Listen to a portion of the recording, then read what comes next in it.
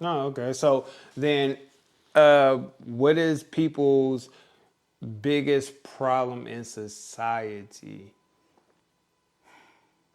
Or if you can't, if or what is one of the things? Well, what is one of the problems in society when it comes to people? I should say. Then we ask that. Okay, I'm going to say this. The biggest problem that we have in society is not really, I'm going to say it's two things. One, there's powers that be that are controlling our perception. Okay. Two, because our perception is being controlled, our mindset is fucked up. Okay. So if you can get control of your mindset, you would lead a happier life. So then, you're correct. You're correct. So then, how can we make it better then? People need to wake up. I mean, people need to read more. They need to stay the hell away from their phones and TVs so much because those things are made literally to keep you warped in this reality that's not real. Just get away from your phone for at least 15 to just start with 15 to 20 minutes a day.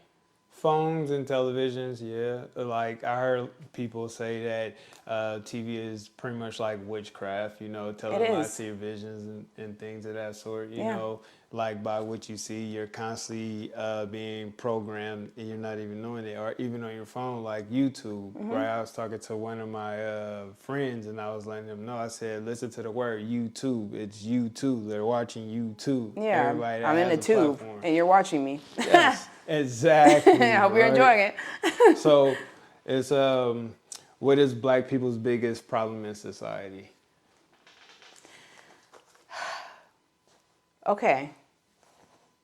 I'm gonna say that their biggest problem is themselves, and I think it's because they don't realize how powerful they are. There's been so much time, energy, effort, money, resources put into keeping us down. And I'm not speaking as a victim. But I'm speaking from somebody that's from the outside looking in. I can see it. Do you think most Black people play victim? Oh, yes. That's what's holding them back. The moment that it's a powerful moment when you can stand in the mirror and say, I'm getting like full, but it's a powerful moment when you can stand in the mirror and say, you know what?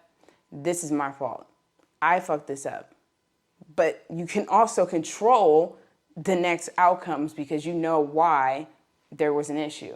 So in society then, do you think that everybody has actual problem like where they all play victim because no one actually wants to self-improve?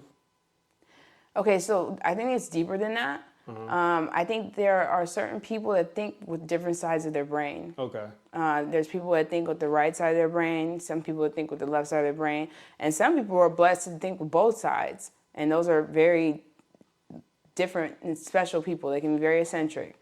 But right side thinkers are more traditional. They kind of see things for what it is, and they're more logical. And left side people, they blame things on the exterior things around them instead of taking self-accountability. So it's... Okay. Yeah. Okay. So, yeah, I mean, you're correct. I mean, I think there's a split where some people play victim and some people, they take accountability for, what's going on. Yeah, you know what your situation is. I'm not saying that everybody was born into a perfect situation. So then are we saying that society has a lack of morals, in a totality, and they have no standards? We're getting there. There's laws. Yeah. But it's like when a person can kill somebody and get out of jail right after that, or they commit heinous crimes and get out of jail in certain states because of that, we're getting to a point where it's getting scary. So what is standards to you? Standards are, they're basically, I guess, rules or some type of order that you put in place, and each person understands it and upholds it. And then when someone doesn't, we keep each other accountable. So back in the day, how they used to say it takes a village, and it will be okay for somebody's neighbor to whoop a little kid's butt because it was acting up in the streets. There's no more of that. People don't even talk to each other. So are you saying humanity is kind of fading away where people actually socialize with each other? Do you think it's because of the C-19 virus? And doing to social distancing, like I tell people, it's an oxymoron. It's how can you be social and distance at the same time? It doesn't make sense. Yeah, they were socially distancing us, but then keeping us social in other ways and driving us crazy at the same time. Like they're literally, I heard on the news the other day, there's a new form of dating. Instead of going on an app, you actually meet and go out and have dinner together. Wow, that became a new. That's a new form of dating. Yeah. That's sad. That So then, let me ask you this then. So then, how do you feel about this rap music going on nowadays, dealing with like these people? It makes me sick. I mean, it makes me upset that like our oldies. I mean, I think all music has subliminals and can be spells in some kind of way. Okay. But ours and in today, even today, is so blatantly disrespectful. And we didn't pay attention to it when we were younger. But as you listen to it now, which I can't, it's ridiculous. And it puts you in a mindset to where you shouldn't be. If you want to have a good, productive day, there's certain things you should not be listening to on a Monday morning. Like, it's not going to help you be productive or have a positive attitude. So then do you think that's pretty much what music is doing? It's programming the youth to where it's making people nervous to even be outside, and that's why society might seem chaotic from the media standpoint? Yeah, the media is always going to make things look chaotic because they feed off of fear. Okay. So they're going to always make you try to make people scared. But if you're not scared, then they haven't won. So seeing that, you know, we see Cardi B and Megan Thee Stallion, do you feel like then their music is the reason why a lot of women have nasty attitudes towards men? I think it goes further back than that. I think it goes back to like, Beyonce. It goes back to TLC with No Scrubs. Like, it started back in the day, and it's just progressed and gotten a lot more vulgar over time. And it's ridiculous. The bitch Cardi B will be like, she don't cook, she don't clean, but you see a video of her literally cooking and cleaning. Like, these women have husbands or men, and y'all are out here single, listening to these hoes and their instructions when they're basically feeding you to the fire. Yeah, because I've seen a couple of Beyonce's concerts, and on, you know, the screen behind her when she's on stage live, it says feminism. And now, you know, you hear this, who runs the world, girls, and to some extent they manipulate a lot of these guys. Yeah, it's chaotic. Yes. Just like if you let a woman run a household, it's going to become chaotic. Yes. Like, it's just, there's an order to the way that things go, and there's an order for a reason. Yeah. And when you fuck up the order, then you're going to have chaos, period. Yeah, because it's like, yeah. Okay, think of it like this, like a corporation, right? You have the CEO, you have the CFO who runs the financials, and then you have the COO who runs the operations. The CEO is the person who is like the face of the company. The CFO is the person who runs finances.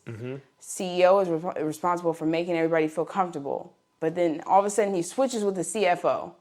CFO has no idea how to interact with people or do any of that. The CEO fucks up the finances. You got a fucked up company. Same thing with the household. Like, you switch roles and you start fucking with roles, it's gonna create chaos. So how do you feel about that snitching on people, like when they're doing crimes and things. You know, kind of like how we heard Man, Charleston White I say. am pro Charleston White. Yeah, That's my shout out nigga. to Charleston White. Shout out to Charleston White. I agree. We do need to start training little young niggas to snitch and to be able to fight and be leaders in the community, because nobody's gonna fuck with that. Like, I'm not saying like be a little, tattletale crybaby. No, people need to be held accountable for what they do.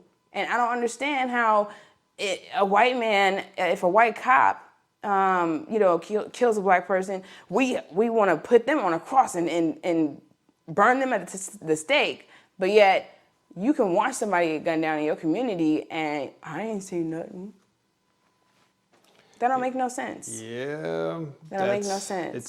So would you call that like a slave mentality? It is a slave mentality, and they don't even realize it. And they're the supremacists. They are the white supremacists. So you're saying the black culture, the people who think like that, we're holding our own selves back. Are the new white supremacists? Yes. White supremacy. Okay. Yeah. So think about it. When somebody actually, like somebody like myself, it has the guts to come up onto a platform and talk about the flaws in our community, you're going to see all kind of hate. You're going to see all kind of people talking about the way I look. They're going to find anything that they can say, which I don't give a fuck. Y'all can say whatever y'all want to say. I don't give a fuck. It's not going to bother me. I'm going to keep doing what I do. But anyway, it's always black people. And it's like this crabs in a bucket thing. And it was set up that way, I think, just because of all the negativity spewed into the community. But at some point, you have to take accountability for it and stop it. Yeah. Yeah. Okay. So it sounds like a lot of people need to get stuff together and stuff like this. And at the same time, like I said, it was good seeing you back on the scene again. I ain't seen you drop a video on forever, but you back out back. there. I'm going to be here too. I'm going to be here. Yeah, so it was good, seeing you. Thank you.